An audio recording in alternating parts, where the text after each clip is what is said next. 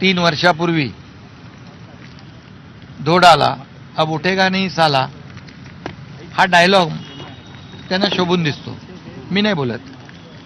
फक्त आम्ही 3 वर्षापूर्वी उठाव केला, आम्ही उठलो अन्यायाविरुद्ध आणि फक्त दाढीहून अर्धाच हात फिरवला होता. ते आडवे झाले 3 वर्षापूर्वी, अजून सावरले नाहीत. आता कुणाचा तरी हात पकडून उठण्याचा प्रयत्न करतायत. त्यामुळे उठेगाणी वगैरे हे सगळं बोलण्याचं मला वाटतं त्यांच्यात त्यांना ते शोभत नाही.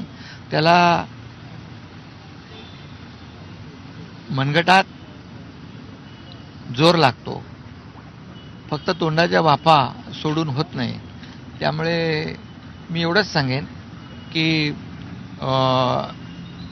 एकाने मराठीबद्दल असलेली जी काही तळमळ बोलून दाखवली आणि दुसऱ्याने सत्तेसाठी आणि खुर्चीसाठी असलेली मळमळ बोलून दाखवली. झेंडा नाही, अजेंडा नाही असं काही लोक म्हणत होते, पण एकाने मात्र एका वक्त्याने त्यातल्या ते पत्ते पाळलं, पण दुसऱ्याने स्वार्थाचा झेंडा आणि सत्तेचा अजेंडा रंगशारदाच्या भाषणात निवडणुकीच्या भाषणाप्रमाणे बोलून दाखवला. त्यामुळे हा फरक आहे.